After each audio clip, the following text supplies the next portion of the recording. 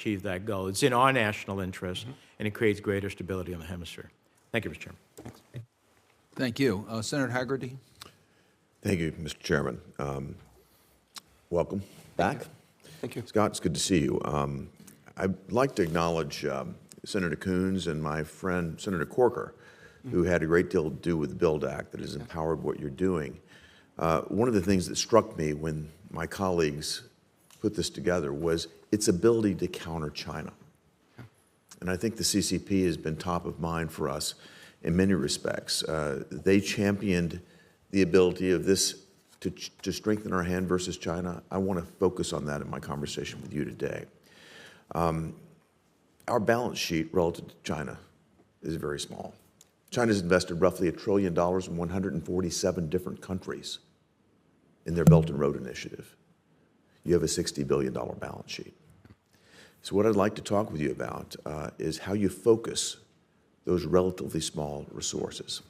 You and I have talked about my concerns over ESG-oriented investments, those types of things, which, while perhaps laudable, don't get at what our critical strategic priorities happen to be. I'd like to get your thoughts on how we deal with the fact that you have a small balance sheet, how we focus our investments. You've talked about, Mr. Nathan, investments in solar panels and things of this nature. I'm much more interested in potential dual-use infrastructures like ports, rail, air, those types of investments where we know the CCP is focused and where our presence can be extraordinarily valuable in terms of countering them.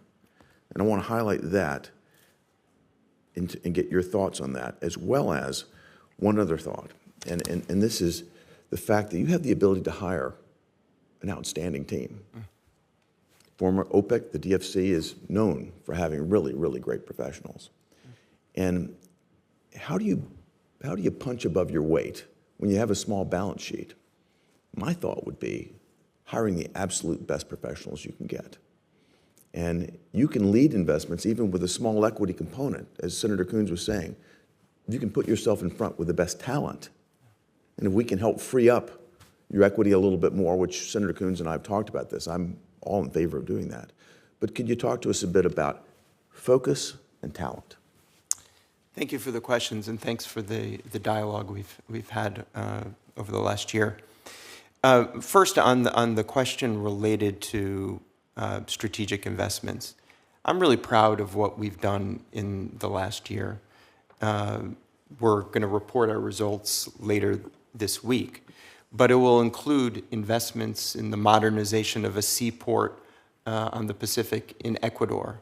It will include more than $500 million going to the modernization of a port in Sri Lanka.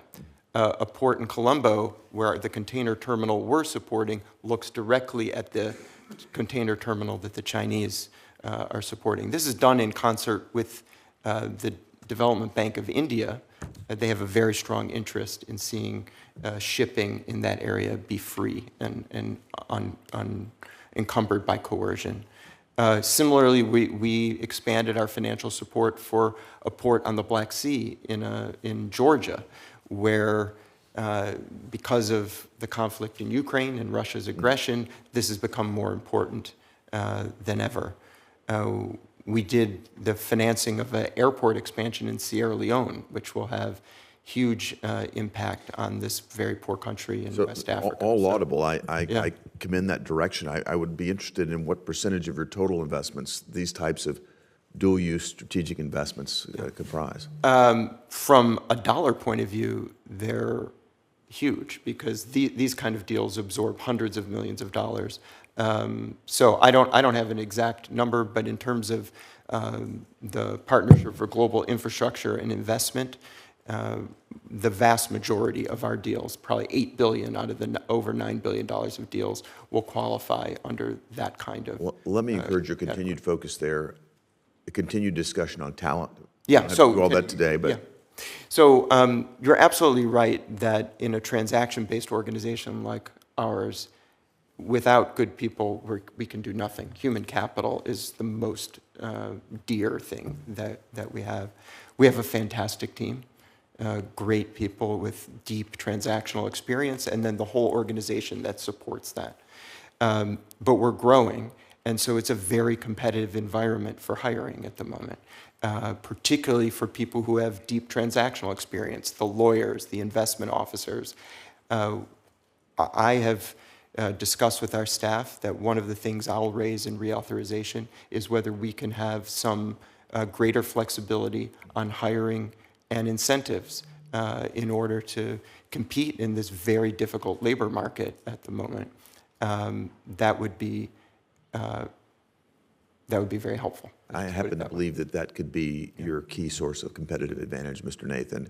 And in a different form, I'd love to get an update on where you stand with the Trilateral Infrastructure Project. I signed that on behalf of the United States when we put it together, so I'd look forward to getting an update from your team. I'd be happy to do that, and I think you'd be pleased to know that during the Trilateral Summit, Japan, Korea, the United States, we also signed an agreement with our counterparts in those countries, also in addition to the Trilateral Infrastructure Partnership that you were involved in signing. Great. Thank you. Thank you, Senator Hagerty.